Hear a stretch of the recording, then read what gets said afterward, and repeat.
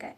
हम कितने जन्म ले चुके हैं, हम कितनी बार मर चुके हैं, हम कितनी बार अलग अलग योनियों में आ चुके हैं और हर योनि में हम किसी ना किसी चीज़ के पीछे भाग रहे हैं। कभी किसी इंसान के प्यार के पीछे, कभी कुछ, लेकिन हमारी नीड कभी ख़त्म नहीं होती है। हरे कृष्णा। आई होप आप सब ठीक होंगे और सब सही चल रहा होगा आप सबकी लाइफ में। और अगर नहीं चल रहा तो रिमेंबर, भगवान है आपके साथ, सो डोंट वरी। तो क्या जो कुछ भी मैं खो रही हूँ क्या वो मेरा है? नो, वो सब भगवान का है। मेरे पास कुछ है ही नहीं जो मैं खोऊं। और इसका एग्जांपल मैं एक बहुत छोटी सी एक स्टोरी के साथ करना चाहूँगी। तो एक बार ही एक बिजनेसमैन होता है जो अपनी कार से जा रहा होता है कहीं, और सडनली बहुत तेज बारिश होने लगती है और उसकी कार ख़राब हो जाती है। तो वो समझ नहीं आता कि वो क्या करे। फिर वो उतरता है, वो गांव में देखता है आसपास कि कोई मिल जाए मदद के लिए। तो वहाँ से एक साइकिल से एक इंसान आ रहा होता है। तो वो उससे पूछता है कि मैं क्या करूँ, मेरी कोई मदद करो, आसपास कोई मैकेनिक की दुकान है तो बताओ, बारिश आ रही है बहुत ज़्यादा, कब रुकेगी, कुछ नहीं आइडिया। तो जो जो साइकिल सवार इंसान होता है वो उसको बोलता है कि यहीं पास में भगवान का घर है, चलो मैं आपको वहाँ लेके चलता हूँ। तो वो सोचता है कि हाँ ठीक है, कोई आश्रम वगैरह होगा, कोई मंदिर होगा, वहाँ चल के स्टे कर लेते हैं, बारिश ख़त्म होगी तो चले जाएंगे, तब तक मैकेनिक वाला आके ठीक भी कर देगा। ठीक है। तो वो उसके साथ चला जाता है, साइकिल सवार के साथ। तो साइकिल सवार जाके उसको एक जगह पे उतारता है और वहाँ पे फिर उसे ले जाता है। तो वहाँ पे एक घर होता है। फिर वो उसके अंदर जाते हैं, वहाँ पे वो बैठता है। तो जो साइकिल सवार की वाइफ होती है वो आती है, उस पानी वगैरह देती है। तो जो बिजनेसमैन होता है वो सोचता है कि ये तो घर है, ये तो इसका घर है और ये तो इसकी वाइफ है, तो ये भगवान का घर कैसे? मुझे तो लगा था ये मंदिर ले जाएगा, किसी आश्रम ले जाएगा, ये मुझे कहाँ ले आया? तो वो बहुत ही आउट ऑफ क्यूरियोसिटी उससे पूछता है कि तुम तो मुझे अपने घर ले आए भगवान का घर बोल के, भगवान का घर ऐसा तो नहीं होता, मंदिर तो बहुत अलग होता है।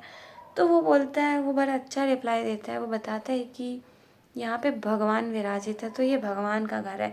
वो बोलता है कि मेरा घर क्या होता है, ये भगवान का घर है, यहाँ पे भगवान विराजित है। तो बिजनेसमैन बड़ा खुश होता है, वो सोचता है वाह, भगवान का घर, मतलब अच्छा लगता है। फिर वो पूछता है कि तुम इसे भगवान का घर क्यों बोलते हो? तो वो फिर से एक बहुत अच्छा रिप्लाई करता है और बोलता है कि ये भगवान का घर इसलिए बोलते हो क्योंकि अगर ये मेरा घर होगा तो सारी जिम्मेदारी मेरी, सारी रिस्पॉन्सिबिलिटी, सारी दुनिया भर की टेंशन मेरी। लेकिन वो उनका घर है, वो चलाते हैं, उनकी मर्ज़ी से सब होता है, वो सब करवाते हैं।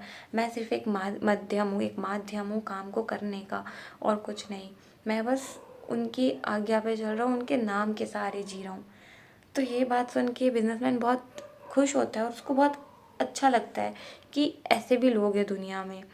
तो बेसिकली इस स्टोरी से हमें क्या सीखने को मिली कि जो कुछ भी है वो भगवान का है। हम कितने जन्म ले चुके हैं, हम कितनी बार मर चुके हैं, हम कितनी बार अलग अलग योनियों में आ चुके हैं और हर योनि में हम किसी ना किसी चीज़ के पीछे भाग रहे हैं। कभी किसी इंसान के प्यार के पीछे, कभी कुछ, लेकिन हमारी नीड कभी ख़त्म नहीं होती है। हम हमेशा से भागते ही रहते हैं, भागते ही रहते हैं। तो ये एक अवसर मिला है हमें इन सारी चीज़ों से बाहर आने का। आप मान लो, आप ये जान लो कि आप कुछ नहीं खो रहे हो।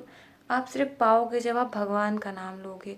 भगवान आपके साथ है, आपको कुछ नहीं चाहिए, बात ख़त्म। तो एक्चुअली में देखा जाए तो हम कुछ भी नहीं खो रहे हैं, हम सब कुछ पा रहे हैं if we are surrender to him.